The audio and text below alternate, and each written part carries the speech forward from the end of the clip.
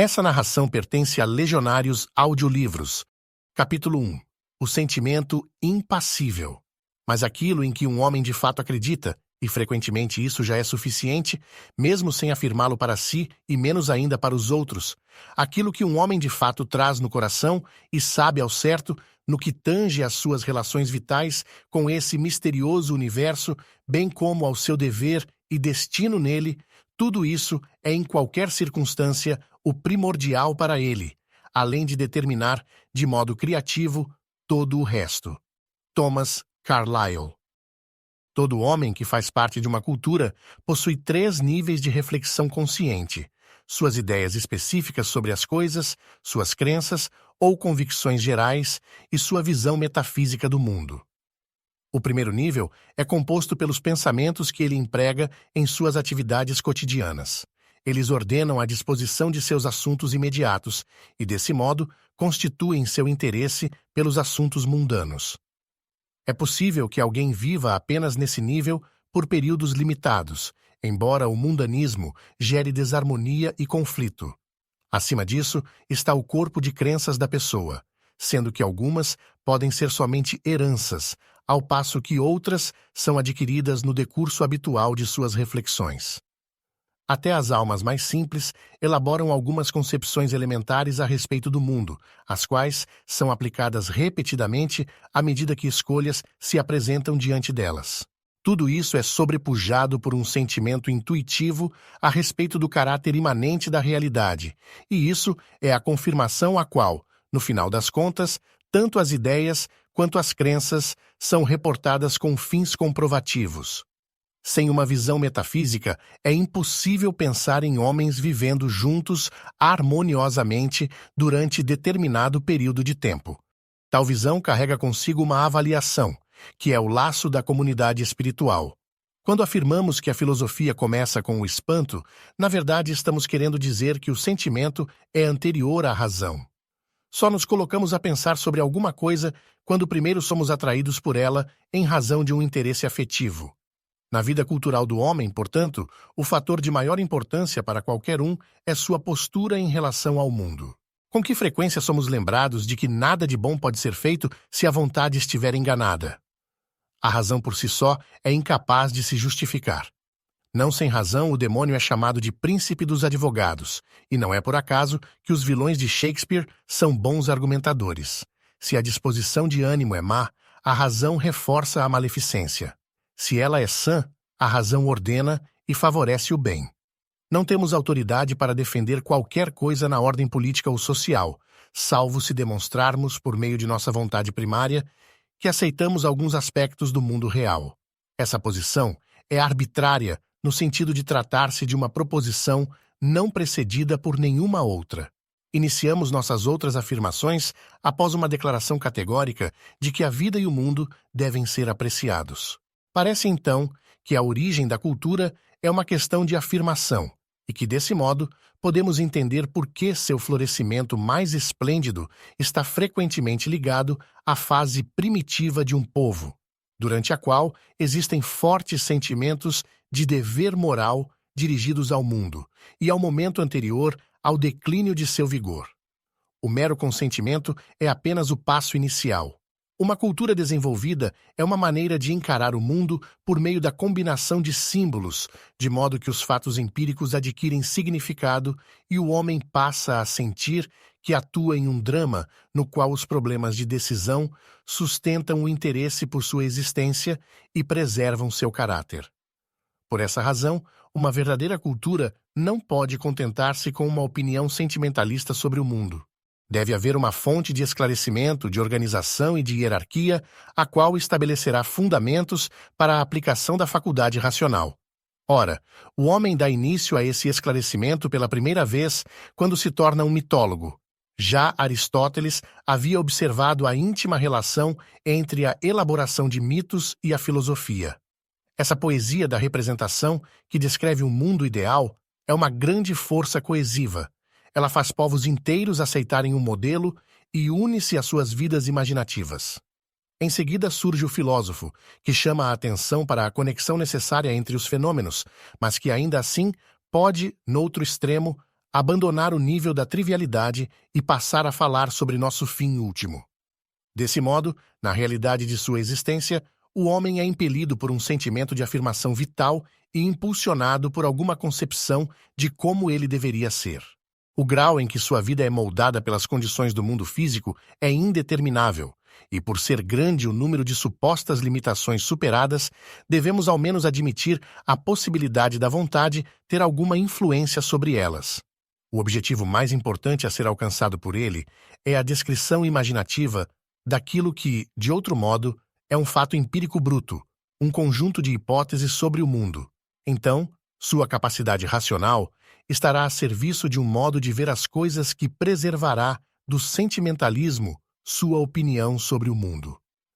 Como em qualquer obra trágica, o som e o furor que acompanham sua vida não terão significado, a não ser que algo esteja sendo confirmado por meio de toda a ação. E podemos dizer que tanto no teatro como na vida, a ação deve estar dentro dos limites da razão, caso nossos sentimentos devam ser instruídos e proporcionados, o que equivale a dizer que devem ser justos. Os indivíduos ignorantes em filosofia viciam suas próprias ações por não respeitarem a medida das coisas. Isso explica por que os períodos pré-culturais caracterizam-se por uma amorfia e os pós-culturais por um conflito entre formas.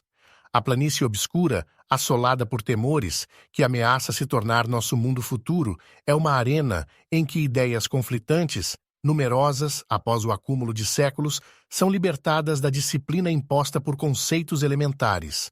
O declínio leva à confusão. Somos perturbados pelas sensações e olhamos com admiração para as serenas e sonâmbulas criações das almas que possuíam um amparo metafísico. Nossas ideias se transformam em concepções convenientes, e nós aceitamos a contradição porque já não sentimos a necessidade de relacionar nossos pensamentos a uma visão metafísica. É necessário que a lógica dependa dessa visão e não o contrário. Devemos admiti-lo quando constatamos que processos lógicos se apoiam, em última instância, em classificações, que a classificação é feita por meio de identificação e que esta, por sua vez, é intuitiva. Segue-se, então, que o enfraquecimento dessa visão resulta na confusão de opiniões, tal como nós observamos por todos os lados em nossa época. Quer descrevamos isso como decadência da religião ou como perda de interesse na metafísica, o resultado é o mesmo, pois ambas são núcleos com poder de integração, e se elas recuam, tem início uma dispersão que não termina até que a cultura se fragmente. Não pode haver dúvida de que os esforços colossais, feitos na Idade Média, com o objetivo de preservar uma visão de mundo universal, esforços que assumiram formas incompreensíveis para o homem moderno, porque ele não compreende o que está sempre em jogo nessas circunstâncias, demonstraram maior consciência das realidades do que aquela que nossos líderes revelam hoje. Os escolásticos compreenderam que o debate universalia ante-rem versus universalia post-rem, ou que a discussão sobre quantos anjos cabem na cabeça de um alfinete, tão frequentemente citados como exemplos da futilidade de seus ensinamentos, tinham ramificações incalculáveis, de modo que a unidade nos assuntos de ordem prática resultaria impossível se não houvesse acordo em relação a essas questões, pois a resposta a elas fornecia aquilo com que estabeleciam o limite de seu mundo. O fundamento dessa resposta era sua fonte de compreensão e de avaliação. Ela estabelecia o princípio heurístico por meio do qual as sociedades e as artes podiam ser aceitas e reguladas. Ela tornava racional a opinião de um indivíduo sobre o mundo, de modo que podia ser empregada em situações reais, sem, por um lado, mergulhar o homem no sentimentalismo, nem, por outro, na brutalidade. A imposição desse padrão ideacional como conduta nos livra do horrendo recurso à justificação pragmática. Nisso, de fato, está o princípio do autocontrole, que é uma vitória da transcendência. Quando um homem escolhe seguir algo que é arbitrário, no sentido comum do termo, está realizando uma façanha abstrativa. Ele está reconhecendo o noumenal, e é isso, e não aquela autobajulação que toma a forma de um estudo de suas próprias realizações, o que o torna digno. Essa é a sabedoria de muitos ditos oraculares. O homem perde a si mesmo para que possa se encontrar. Ele forma um conceito acerca das coisas para evitar uma imersão na natureza. Originalmente, nosso destino é defrontarmos-nos com o mundo enquanto dado primário e não terminar nosso percurso apenas com um punhado de impressões sensoriais. Assim como nossa cognição passa da descrição de detalhes particulares ao conhecimento dos universais, do mesmo modo, nossas emoções passam do caos sentimental a uma ideia clara do que devemos sentir. Isso é o que conhecemos por refinamento. O homem está no mundo para sofrer sua própria paixão, mas a sabedoria vem em seu auxílio, trazendo consigo propostas de convenções que moldam e aprimoram essa paixão. A tarefa dos criadores da cultura é fornecer os modelos e as estruturas que resistam à deterioração do ser moral, que decorre da aceitação da experiência bruta. Sem a verdade transcendente da mitologia e da metafísica, essa tarefa se torna impossível. Podemos imaginar que Jacob Burckhardt pensava algo semelhante quando disse: não obstante, permanece em nós a sensação de que toda a poesia e toda a vida intelectual foram outrora servas do sagrado e passaram pelo templo. O homem que tem autocontrole é aquele que pode realizar consistentemente a façanha abstrativa. Ele é, portanto, treinado para ver as coisas do ponto de vista da eternidade, porque a forma é a parte duradoura. Desse modo, encontramos no homem de verdadeira cultura, invariavelmente, um profundo respeito pelas formas. Mesmo as que ele não compreende, são abordadas com a consciência de que existe uma ideia profunda por trás de uma prática antiga. Esse respeito o diferencia do bárbaro, por um lado, e do degenerado, por outro. Essa verdade pode ser enunciada de outro modo, ou seja, se afirmarmos que o homem de cultura tem um senso de estilo. Este requer proporção, seja no espaço, seja no tempo, pois a proporção é o princípio regulador de uma estrutura, e esta é essencial para a percepção intelectual. A afirmação de que as crenças de um homem não são importantes é repetida hoje em todo lugar. Essa afirmação carrega consigo uma terrível implicação. Se um homem é um filósofo no sentido com que iniciamos nossa investigação, suas crenças lhe dizem para que serve o mundo. Como homens que têm uma opinião diferente a respeito da finalidade do mundo podem entrar em acordo sobre quaisquer minúcias da vida diária. Na verdade, essa afirmação quer dizer que não importa aquilo em que acredita um homem, desde que ele não leve suas crenças a sério. Qualquer um pode notar que esse é o status ao qual a religião tem sido reduzida por muitos anos. E se o homem de fato leva suas crenças a sério, então aquilo em que ele acredita imprime uma marca em sua experiência e faz com que ele pertença a uma cultura, que é uma associação fundada em princípios exclusivos. Se um homem quer se tornar qualificado para fazer parte dessa associação, deve ser capaz de dizer as palavras certas sobre as coisas certas, o que quer dizer, por sua vez, que ele deve ser um homem sentimentos corretos. Essa frase, tão cara ao século XVIII, transportamos para a época que testemunhou uma parceria adequada entre o sentimento e a razão. A cultura é um sentimento refinado e avaliado pelo intelecto, e isso fica claro quando voltamos nossa atenção para um tipo de barbarismo que aparece em nosso meio e traz consigo um inconfundível poder de desintegração. Essa ameaça é mais bem descrita como desejo de imediaticidade, pois seu objetivo é dissolver os aspectos formais de todas as coisas e alcançar a suposta realidade que escondem. É característico do bárbaro, quer ele apareça em um período pré-cultural ou surja durante o declínio de uma civilização, insistir em que se veja uma coisa como ela é. Esse desejo comprova que ele não tem em si nada com que espiritualizar as coisas. A relação passar a ser de uma coisa com outra, sem a mediação da imaginação. Descontentes com o véu por meio do qual o homem de caráter mais elevado dá ao mundo um sentido imaginativo, o bárbaro e o filisteu, que é o bárbaro que vive no meio de uma cultura, exigem o acesso à imediatez. Enquanto o primeiro deseja a representação, o segundo insiste na rigidez da materialidade, supondo corretamente que as formas impõem restrições. Não é necessário falar dos vândalos e dos godos, pois já que estamos preocupados com a invasão vertical dos bárbaros em nossa própria época, mencionarei um exemplo do período moderno, no caso, os Estados Unidos, símbolo do mundo futuro. O fronteiriço norte-americano foi um tipo que se emancipou da cultura por meio do abandono das instituições estabelecidas no litoral e na pátria europeia. Festejando a recente abolição de normas restritivas, ele passou a associar todo tipo de forma com o mecanismo de opressão do qual havia escapado e que se preparava agora para combater politicamente. Sua emancipação deixou-o descontente com o simbolismo, com os métodos indiretos e até mesmo com a defesa da privacidade respeitada por todas as comunidades civilizadas. Tocqueville fez a seguinte observação sobre esse tipo de homem liberto. Abre aspas, como estão acostumados a confiar em seu próprio testemunho, eles gostam de discriminar com extrema clareza o objeto que prende sua atenção. Portanto, tiram dele, tanto quanto possível, tudo aquilo que o cobre. Livram-se do que quer que o separe dele. Removem tudo que possa ocultá-lo, a fim de que o vejam mais de perto em plena luz do dia. Essa disposição mental logo os leva a desprezar as formas, que eles consideram véus inúteis e inconvenientes colocados entre eles e a verdade. Fecha aspas. O fronteiriço estava procurando um dissolvente para as formas e encontrou seus porta-vozes em escritores como Mark Twain, de quem grande parte das obras é somente uma sátira do modo europeu mais formal de fazer as coisas. À medida que tal impulso se movia para o leste, passava a favorecer a crença de que o formal era antiquado ou, ao menos, algo alheio ao norte-americano.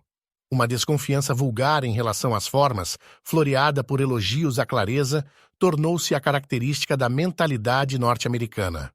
Os Estados Unidos vulgarizaram a Europa ou a Europa corrompeu os Estados Unidos? Não há resposta para essa pergunta, pois cada um, a seu modo, rendeu-se ao mesmo impulso. Há muito tempo a Europa começou a dilapidar sua notável herança das formas medievais, de modo que Burke, no final do século XVIII, tinha clara consciência de que a imerecida graça da vida estava desaparecendo. Os Estados Unidos são responsáveis pela vulgarização do velho mundo apenas na medida em que, como um criadouro, anteciparam a fruição dos impulsos. Esse país tem a duvidosa honra de ocupar o lugar mais notável na procissão. Atualmente, há no mundo inteiro perigosos indícios de que a cultura enquanto tal tenha sido escolhida para ser atacada, porque suas exigências formais são um obstáculo para as necessidades expressivas do homem natural. Muitos não podem entender por que a forma deveria ter poder para impedir a expressão de corações honestos. A razão encontra-se em uma das limitações impostas ao homem, a saber, que a expressão amorfa sempre tende à ignorância. A boa intenção é fundamental, mas não é suficiente. Essa é a lição tirada da experiência do romantismo. Por um lado, o membro de uma cultura evita deliberadamente a relação de imediatez, pois ele quer que, de algum modo, o objeto seja descrito e narrado, ou, como disse Schopenhauer, quer não a coisa, mas a ideia dela. Ele fica perplexo quando o objeto é tirado do contexto de seus próprios sentimentos e é apresentado desnudo, pois acha que isso é uma nova intromissão daquele mundo que todos os seus esforços conscientes procuraram banir. As formas e as convenções são uma escada de ascensão. E por essa razão, o homem de cultura fica atônito quando vê o bárbaro destruindo um véu que é metade adorno, metade encobrimento. Ele compreende o que faz, mas não pode explicar essa compreensão porque é incapaz de transmitir a ideia de sacrilégio. Seus gritos de abeste profane não são escutados por aqueles que, sentindo-se alegres por desrespeitarem uma restrição, acham que estão expandindo os limites do poder ou do conhecimento. Todo grupo que se considera independente está convencido de que seus predecessores tinham medo da realidade. Ele vê os eufemismos e todos os véus de decência com as quais as coisas eram outrora cobertas como obstáculos que ele mesmo removerá agora, com sabedoria superior e coragem digna de louvor. Esse tipo de grupo identifica a imaginação e as mediações com o obscurantismo. Tudo o que é mediado é inimigo da liberdade. É possível notar isso até mesmo após um curto intervalo. Como o homem de hoje olha com desprezo para as proibições da década de 1890 e acredita que a violação delas não era castigada. O homem moderno sofreria de uma desilusão lancinante se tivesse em sua alma um padrão claro que lhe permitisse medir as diferenças, mas uma consequência dessa corrupção, como veremos, é a perda do discernimento. Pois quando esses véus são rasgados, não encontramos realidade alguma por detrás deles, ou, no melhor dos casos, encontramos uma realidade com tantas banalidades que prontamente tentaríamos desfazer nosso pequeno ato impulsivo. Aqueles que são capazes de refletir perceberão que a realidade que nos estimula é uma ideia, da qual são partes a mediação, o véu e a retenção. São nossas várias hipóteses sobre a matéria que lhe dão sentido, e não alguma propriedade intrínseca que possa ser apreendida de mãos vazias, tal como fazem os bárbaros. Em uma passagem notavelmente presciente, Burke profetizou os resultados desse tipo de positivismo quando ele foi impulsionado pela primeira vez pela Revolução Francesa. Abre aspas. Todas as ilusões agradáveis que tornavam amável o poder e generosa a obediência, que harmonizavam os diferentes matizes da vida e que, por meio de uma assimilação amena, incorporavam à política os sentimentos que embelezam e suavizam a vida em sociedade, devem ser dissolvidas pelo novo e vitorioso império da luz e da razão. Toda a roupagem decente da vida deve ser rudemente arrancada. Todas as ideias acumuladas, fornecidas pelo vestuário da imaginação moral, pertencentes ao coração e ratificadas pelo intelecto como necessárias para compensar os defeitos de nossa natureza desnuda e tremulante e para elevá-la à dignidade de nosso próprio juízo, todas elas devem ser condenadas como costumes ridículos, absurdos e antiquados. Fecha aspas. O bárbaro e o filisteu são incapazes de perceber que o conhecimento da realidade material é um conhecimento da morte. O desejo de se aproximar cada vez mais da fonte da sensação física é a força de atração para um baixo que acaba com a vida ideacional. A educação deixa de ser digna desse nome quando se mostra incapaz de mostrar que o mundo é mais bem compreendido desde uma certa distância, ou que a compreensão mais elementar requer um grau de abstração. Contentar-se com menos significa fundirmos-nos com a realidade exterior ou rendermos-nos à infinita indução do empirismo. Nossa época nos dá muitos exemplos da devastação provocada pela imediatez, sendo o mais claro deles o fracasso em reconhecer a obscenidade. Esse fracasso não está ligado à decadência do puritanismo. A palavra é emprega aqui em seu sentido original para descrever aquilo que deveria feito fora de cena por ser inadequado para sua exibição pública. Devemos sublinhar o fato de que tais ações não precisam ter nenhuma relação com as funções animais mais vulgares. Elas englobam o sofrimento intenso e a humilhação, as quais os gregos, com sua perspicácia e humanidade habituais, baniram de seu teatro. Por outro lado, os elisabetanos, com suas vigorosas alusões à condição animal da existência humana, não eram obscenos. É tudo uma questão de como tratar o assunto. A perda da noção de obscenidade foi simultânea ao surgimento da instituição da publicidade, que, sempre buscando ampliar seu campo em conformidade com a lei do progresso, faz do sacrilégio uma virtude. No século XIX, essa mudança atingiu claramente o mundo, produzindo inquietação nas pessoas que foram criadas na tradição dos sentimentos apropriados. A decência, como outros ancoradouros antiquados, foi abandonada por inibir certas coisas. Orgulhoso de sua impudência, o novo jornalismo deu um estilo elegante a assuntos que antigamente eram encobertos com decoro taciturno. Era natural que Matthew Arnold, um autêntico apóstolo da cultura, visse nisso um inimigo mortal. Depois de uma viagem pelos Estados Unidos, ele registrou sua convicção de que, se alguém estivesse procurando pelos meios mais eficazes para eliminar e matar em uma nação inteira a disciplina do autorrespeito, a percepção do que é nobre, não faria melhor se recorresse aos jornais norte-americanos. Foi por isso que, 200 anos antes, um governador da Virgínia agradeceu a Deus para escândalo das gerações posteriores, pela inexistência de jornais na colônia? Teríamos aqui outro exemplo da percepção do mal com a maior clareza possível em sua primeira manifestação? Aquilo que Arnold percebeu na origem cresceu tanto que hoje temos meios publicitários que, de fato, se especializam no tipo de obscenidade que as pessoas cultas, e não as lascivas, consideram repugnante e que era proibido pelos mais sábios dentre os antigos. Seja como for, restou ao mundo da ciência e do racionalismo fazer negócio com o fornecimento dos assuntos privados e ofensivos. As revistas ilustradas e os tabloides expõem para milhões de pessoas cenas e fatos que violam qualquer definição de humanidade. É muito comum ver hoje, na capa de algum jornal destinado a entrar em centenas de milhares de lares, o rosto angustiante de uma criança atropelada na rua, a expressão agonizante de uma mulher esmagada por um trem no metrô, quadros de execução ou cenas íntimas de intenso sofrimento. Essas são as obscenidades. O surgimento em toda parte do jornalismo sensacionalista comprova que o homem perdeu pontos de referência e que está determinado a deleitar-se, em nome da liberdade, com o que é proibido. Toda descrição é sacrificada em nome da excitação.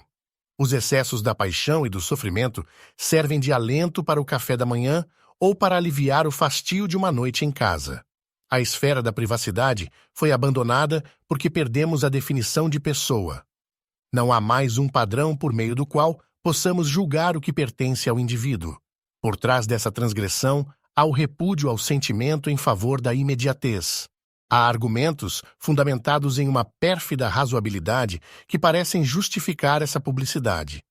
Afirmam que esse tipo de material é apenas a matéria bruta de que é feita a vida e que é dever dos órgãos públicos de informação não enganar ninguém em relação à verdadeira natureza do mundo. A afirmação de que o mundo real é assim evita a questão mais importante. A matéria bruta da vida, para a qual apenas o sentimento pode oferecer suporte, é precisamente o que o homem civilizado deseja aperfeiçoar, ou apresentar com uma estrutura humana. As impressões geradas pela mídia são reconhecidamente voltadas para as massas, que não se preocupam com o intelecto, mas são ávidas por emoções. Teremos oportunidade de observar em muitos contextos que uma das grandes conspirações contra a filosofia e a civilização, uma conspiração imensamente apoiada pela tecnologia, é exatamente essa substituição de reflexão pela sensação. A máquina não é capaz de respeitar o sentimento, e não foi coincidência o fato de o grande desfile da obscenidade ter ocorrido junto com a tecnificação de nosso mundo. Era inevitável que a deterioração do sentimento fosse acompanhada pela deterioração das relações humanas, tanto os familiares como as associações entre amigos, já que a predileção pela imediatez se concentra naquilo que é momentaneamente vantajoso. Afinal, somente o sentimento nos vincula aos muito idosos ou aos muito jovens. Burke percebeu isso quando disse que aqueles que não se preocupam com seus ancestrais não se preocuparão, em razão da simples aplicação da mesma regra com seus descendentes. A decisão do homem moderno de viver no aqui e no agora reflete-se na negligência em relação aos pais idosos, os quais outrora ocupavam posições de honra de autoridade, em razão de um sentimento adequado. Houve um tempo em que a geração mais velha era estimada porque representava o passado. Agora, ela é evitada e ocultada pela mesma razão. Os filhos são considerados meros encargos.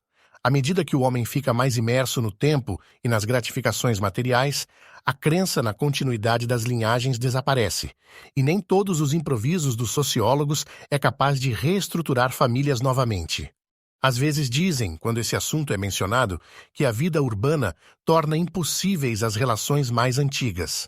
Há poucas dúvidas em relação à veracidade dessa afirmação, mas o mero fato de ela ser formulada como apologia é uma evidência de sua perversidade, pois a intenção é decisiva, e se nosso modo de encarar o mundo tivesse permanecido correto, a vida urbana congestionada, também prejudicial em muitos outros aspectos, não teria se tornado o modelo. A objetivação de todo o conjunto da nossa concepção de vida dificilmente pode ser considerada como causa dessa concepção. Quando as pessoas tomam como valor mais elevado as relações interpessoais, não leva muito tempo até que elas encontrem acomodações materiais para essas relações. Aqui estamos lidando, como em todos os outros pontos, com nossa avaliação da boa vida. Na megalópole, o sentimento de amizade definha. Os amigos se tornam no vulgarismo do discurso moderno, colegas, que podem ser definidos como pessoas com as quais seu trabalho lhe obriga a conviver ou, em um nível ainda pior, pessoas que permitirão que você as use em seu proveito. O encontro de mentes, a afinidade entre personalidades que todas as comunidades cultas consideravam como parte da boa vida, exige muito sentimento de um mundo de máquinas e falso igualitarismo, e percebe-se até mesmo uma ligeira suspeita de que a amizade, por basear-se na seleção, é antidemocrática. É esse tipo de mentalidade que estudará com perfeita ingenuidade um livro sobre o modo de fazer amigos e influenciar pessoas. Para alguém criado em uma sociedade espiritualmente unida, a qual eu chamarei de comunidade metafísica, a ideia de uma campanha para fazer amigos deve ser incompreensível. Nossos amigos se sentem atraídos por nossa personalidade quando ela é reta, e qualquer tentativa consciente de passar essa impressão é uma fraude. A arte de manipular personalidades supõe obviamente um desrespeito à personalidade. Apenas em uma comunidade fragmentada, onde o espírito sente fome a ponto de atrofiar-se, semelhante impostura poderia prosperar. Quando os sentimentos primordiais de um povo enfraquecem, segue-se invariavelmente o declínio da crença no herói. Para que possamos perceber a importância disso, devemos compreender que o herói nunca pode ser um relativista. Aceitemos por um momento a ideia de que o soldado tradicional, e não os autômatos que fazem parte das tropas modernas, é um herói. À primeira vista, pode parecer paradoxal afirmar que ele, dentre todos os membros do mundo secular, é o que está mais distante do pragmatismo. Ainda assim, sua vocação é absoluta. Dê a ele razões prudenciais, e ele imediatamente se transformará em um Falstaff. Seu serviço é dedicado a causas formuladas como ideais, e ele aprende a considerá-las como mais importantes que sua vida e suas propriedades, como ilustram as cerimônias de consagração militar. Vemos essa verdade bem exemplificada na extrema formalização da conduta do soldado, uma formalização que é levada para o caos da batalha. Um exército bem treinado em ação é uma imposição da máxima ordem sobre a máxima desordem. Portanto, o soldado histórico, por definição, não é o agente da destruição cego e irracional no qual lhe transformam alguns autores contemporâneos. Ele é antes o defensor da última ratio, o último protetor da razão. Qualquer empreendimento que requeira o sacrifício da vida tem implicações transcendentes, e a preferência pela morte, e não por outras formas de derrota, um destino pior que a morte, é no nível secular o exemplo mais elevado de entrega.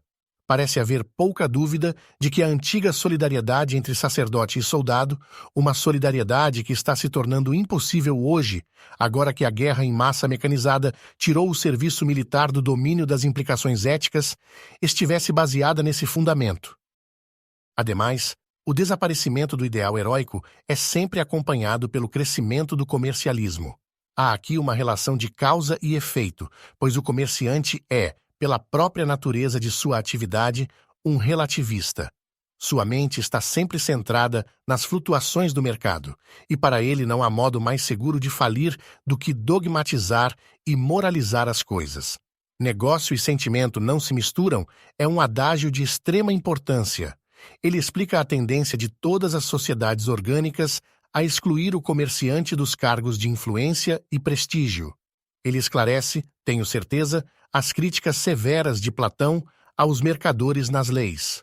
O caráter empirista da filosofia britânica não pode ser desconectado dos hábitos comerciais de uma grande nação mercantil.